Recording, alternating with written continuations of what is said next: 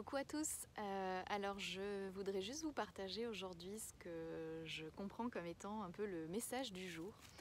En fait, je me promenais en forêt ce matin pour aller faire ma cérémonie de cacao en nature. Et je suis tombée sur le chemin sur un crottin sur lequel était posée une magnifique fleur, une rose je pense. Je ne sais pas comment cette fleur est arrivée sur ce crottin. Clairement, elle a été posée à dessein, mais il n'y a pas du tout ce genre de fleur ici. Donc je ne sais pas, est-ce que quelqu'un se baladait avec des roses et l'a posée sur le crottin, je ne sais vraiment pas. Toujours est-il que c'est rentré en résonance avec une conférence à laquelle j'étais à Aix-les-Bains au printemps. Et ce que j'en avais vraiment retenu, il y avait une phrase qui avait été dite et que j'ai vraiment gardée depuis, et à laquelle je pense souvent, c'était « de la boue naît le lotus ». Et là, du crottin naît la rose, c'était vraiment assez fou. Et donc je repensais un petit peu à ça en marchant, et puis je me suis installée, j'ai commencé ma cérémonie de cacao, et puis j'avais pris un jeu de cartes avec moi, et donc je sors mes cartes pour tirer une carte, pour comprendre un petit peu le message du jour. Et déjà je sors, avant de poser la moindre question, je sors mes cartes, et la carte qui se présente à moi, c'est celle-ci. Donc c'est un énorme lotus, donc et c'est l'innocence. Mais bon, c'est pas la carte que j'avais tirée, c'est celle sur laquelle je suis tombée. C'est vrai que ça m'a quand même interpellée, mais c'est celle sur laquelle je suis tombée juste en sortant mes cartes. Donc je mélange mes cartes, et puis je demande quelles sont mes énergies aujourd'hui, dans quoi je me trouve. Et je tombe sur cette carte. Donc il y a plus de 60 cartes dans cet oracle. Et puis c'est très drôle parce que récemment, en accédant au pardon, je me suis rendu compte que je défendais en moi une certaine naïveté. J'ai appelé ça de la naïveté. Et quelqu'un m'a repris en me disant que c'était de l'innocence, pas de la naïveté. Et je vais d'ailleurs vous lire le tout petit paragraphe de cette carte. Chez un adulte, l'innocence n'est pas la même chose que la crédulité ou la naïveté. C'est une qualité qui accompagne la maturité et qui provient de l'expérience tout au long de la vie, du fait de se fier aux conseils de son propre cœur. C'est toujours révélé être la meilleure façon de faire face aux aléas de l'existence.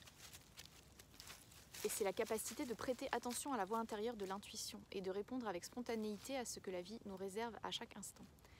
Et pour moi, c'est là que c'est différent de la naïveté, c'est que c'est différent de ne pas voir ou de ne pas vouloir voir ce qui est désagréable, ce qui est inconfortable, mais au contraire, c'est de le regarder et de s'émerveiller autant de ça que de ce qui est agréable et confortable. D'accepter que tout fait partie de l'expérience et que tous ces aléas de la vie, finalement, ont la même beauté. Donc je continue avec la carte. Souvenez-vous avant tout que la vie est un épanouissement de chaque instant et non pas un problème à résoudre. Quand vous êtes présent, ici et maintenant, il n'y a rien à défendre. Partout où vous regardez, il y a une opportunité d'émerveillement. Cela exige seulement que vous regardiez avec les yeux innocents d'un enfant. Je vous remontre la carte. Et donc ce qu'on peut lire sur la carte, les mots-clés, c'est nature confiante, originalité, spontanéité, franchise, simplicité et inattendu. Donc pour moi, le message aujourd'hui, ce serait peut-être reconnecter à votre innocence, ce qui ne veut pas dire je ne vois pas ce qui se passe, tout ce que je vois est magnifique, mais plutôt de vous souvenir que vous pouvez vous émerveiller de différentes situations dans votre vie, de différentes expériences, et de pouvoir les regarder juste comme ce qu'elles sont, peut-être sans les polariser et sans les juger. Ce qui n'est pas toujours facile, j'en conviens, dans la vie matérielle, de ne pas juger une situation qui est inconfortable, on est d'accord, mais voilà, peut-être faire ce petit exercice aujourd'hui. Et puis j'avais aussi envie de revenir du coup sur ce que ça m'évoquait de la boue naît le lotus. Tout simplement de se souvenir que justement pour reconnecter à cette beauté qu'il peut y avoir dans des situations inconfortables, que c'est parfois de situations qui sont complexes, où on va plonger dans nos profondeurs, dans nos ombres, dans des situations qui peuvent être assez lourdes, où on a l'impression de patauger. Et finalement, c'est de cette situation qu'on peut tirer ce qui va être peut-être le plus pur en nous, le plus aligné, parce que ça nous aura vraiment demandé d'avoir un alignement qui est plus profond, que finalement, dans une situation confortable, on peut avoir l'impression de s'être aligné, et peut-être que le fait que ça ne nous ait pas demandé d'effort, on n'a pas pu comprendre vraiment les forces qui sont les nôtres, les capacités qui sont les nôtres pour s'aligner, pour garder son centre dans une situation. Donc finalement, les moyens qui sont à notre disposition. Si on n'a pas connu de situations difficiles, on a peut-être moins intégré les outils qui étaient les nôtres, les qualités profondes qu'on a, et ça nous permet aussi, de mon point de vue, de mieux apprécier la fleur qui en est. Parce qu'elle a d'autant plus de mérite d'avoir réussi à fleurir dans un environnement qui n'était pas propice. Et peut-être que en ce moment, vous êtes dans un environnement qui ne vous semble pas propice. Vous visitez des événements, des bouleversements intérieurs qui peuvent sembler sombres, limitants. Et j'aimerais aujourd'hui que vous vous connectiez, que vous vous souveniez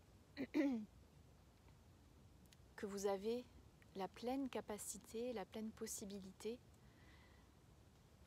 de transmuter ces situations, d'en tirer quelque chose de positif pour vous, d'en faire éclore quelque chose pour vous, d'y trouver vos aptitudes, vos capacités, vos outils, et qui vous serviront pour d'autres situations à venir, pour rendre le processus de plus en plus facile, de moins en moins désagréable.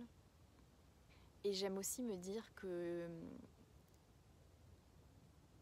le lotus n'est pas une fin en soi, que c'est vraiment le processus d'éclosion qui est le plus important, sur lequel j'aime mettre le plus ma conscience, sans dénigrer le fait de pouvoir profiter du fruit de ses efforts et de pouvoir admirer ce qu'on a fait éclore, mais à la même mesure finalement que le processus qui a été mis en jeu. Voilà, c'était ma petite réflexion du jour sur cette rose qui naît du crottin, ou ce lotus qui naît de la boue, et le message que ça apporte pour moi sur la transmutation de nos boues intérieures et extérieures parfois, et sur l'innocence aussi, et le message de l'innocence aujourd'hui. Voilà, j'espère que ça aura pu vous aider, vous apporter des compréhensions, et je vous dis à bientôt.